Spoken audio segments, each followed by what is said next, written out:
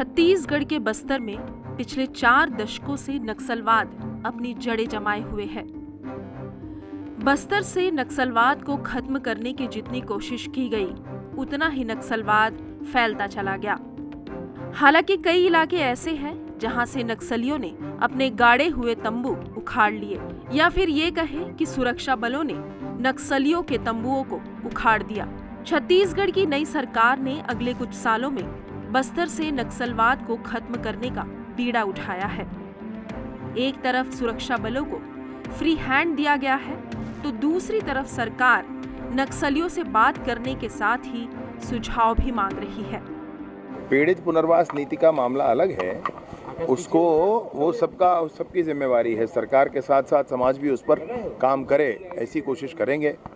मैंने fund raise हो, समाज का हो, उनसे मुलाकात करके उनकी सहायता करने वाले समाज वाले हों, सारे समाज के ऊपर भी एक विषय ये हो।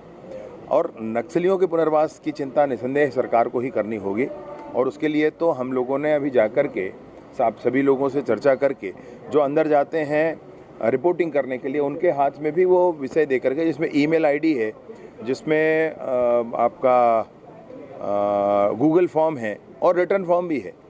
नक्सली जो चाहते हैं पुनर्वास, जिनको आत्मसमर्पण करना है, पुनर्वास करना है, वो स्वयं ही पुनर्वास की नीति में क्या चाहते हैं। आखिर सवाल उठता है कि नक्सलियों ने बस्तर को अपना सुरक्षित ठिकाना क्यों बना रखा है। इस बात को लेकर ईटीवी भारत की पड़ताल में कई बातों का खुलासा हुआ। तो देखो, बस्तर की अगर भौगोलिक और सामाजिक परिस्थितियां देखेंगे तो निश्चित रूप से बस्तर में गरीबी, अशिक्षा, बस्तर में डेवलपमेंट का ना होना, लोगों को जागरूक ना होना, ये कुछ ऐसे मुद्दे हैं जिनकी वजह से लोगों में नक्सलवाद के प्रति जुड़ाव हुआ। और हमारा जो सिस्टम है वो कहीं ना कहीं अंदरूनी इलाकों में, जिन इलाकों में आज संसाधन नहीं है, मूलभूत सुविधाएं नहीं हैं, उसकी वजह से नक्सली उन इलाकों पर जा कर के अपनी मौजूदगी दर्शाते हैं। ग्रामीणों के साथ मेल मिलाप करके उनको उनकी भाषा से, उनकी संस्कृति को अपना करके वो अपने आप को कनेक्ट करते हैं। और एक जो सबसे बड़ा सिस्टम ये है कि आमतौर पर जो हमारा जो चाहे पुलिस हो या फॉरेस्ट हो या जुडिशरी का जो सिस्टम हो, न्याय में जो विलम्ब हो रहा है वो कहीं ना कहीं लोगों में एक व्याकुलता का कारण होता है। और चूँकि नक्सली संविधान को मानते नहीं हैं, वो नीति नियम मानते नहीं हैं, तो उन इलाकों में बैठ कर के अपनी जन अदालतें लगा करके, अपनी बैठकें करके जो है ना कहीं लोगों को त्वरित न्याय भी प्रदान करते हैं। किसी के साथ अन्याय की स्थिति बनती है तो वहाँ पर भी जा कर के वो उनके साथ जो है अपनी संवेदनाएं व्यक्त करते हैं। छत्तीसगढ़ के गृह मंत्री विजय शर्मा ने नक्सलियों से पुनर्वास को लेकर सुझाव मांगे हैं। यदि नक्सली इस बात पर अमल करते हैं तो लाल आतंक से घिरा बस्तर शांत और सुंदर बस्तर बन जाएगा। बस्तर में नक्सलवाद के जो साइड इफेक्ट हैं वो भी बहुत ज़्यादा हैं। आज अगर हम देखें तो बस्तर में वन एवं खनिज संपदा के अकूत भंडार हैं। बस्तर में जो इंडस्ट्रियलाइजेशन नहीं हुआ है, बस्तर में डेवलपमेंट नहीं हुआ है, बस्तर में अगर बहुत सारे उद्योगों का रास्ता जो है वो नक्सलियों ने बंद कर रखा है। तो अगर नक्सलवाद समाप्त होता है तो बस्तर का जो खनिज संसाधन या यहाँ पर जो वन संपदा है उनसे रिलेटेड जो वैल्यू एडिशन हो पाएगा, इंडस्ट्री लग पाएगी, लोगों को रोज़गार मिलेगा, अंदरूनी इलाकों में विकास होगा, लोग जो है अपनी गतिविधियों का संचालन निर्भीक रूप से कर पाएंगे और कहीं ना कहीं वो आत्मनिर्भर होंगे और भय का वातावरण समाप्त होगा।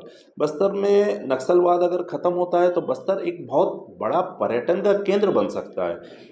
बस्तर में प्रकृति ने बहुत कुछ दिया है जिसका उपयोग हम वहाँ पर उन इलाकों को डेवलप करके वहाँ पर पर्यटन के नए आयाम खोल सकते हैं।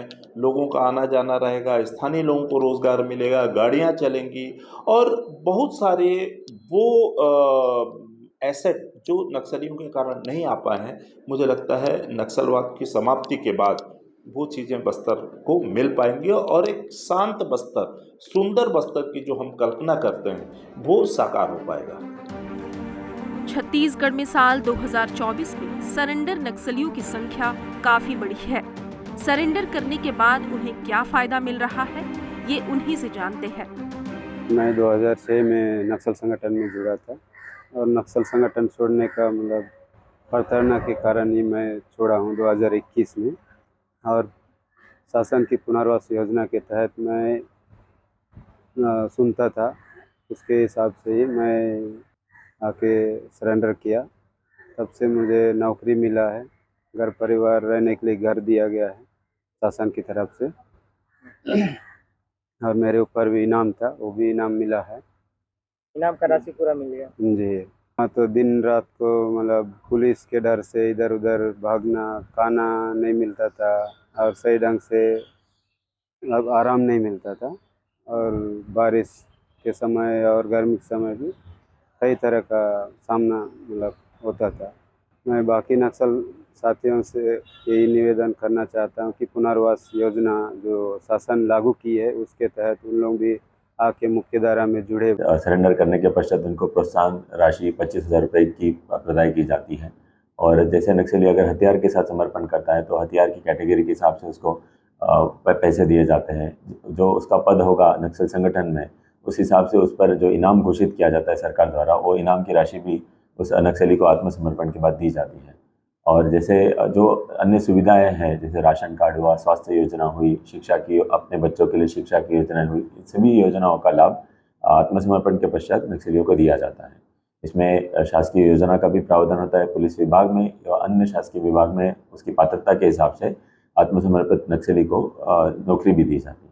इसमें आवास की भी योजना, उसमें प्रावधान है, जमीन का भी प्रावधान है। तो उसकी पात्रता के हिसाब से और सभी चीज़ों को देखते हुए इसमें जो नीति बनाई गई है उसमें बहुत सारी योजनाएं का लाभ आत्मसमर्पित नक्सली को दिया जाता है। ईटीवी भारत की पड़ताल के दौरान इस बात का भी खुलासा हुआ कि पुरानी पुनर्वास नीति को लेकर नक्सलियों में उत्साह देखने को नहीं मिल रहा।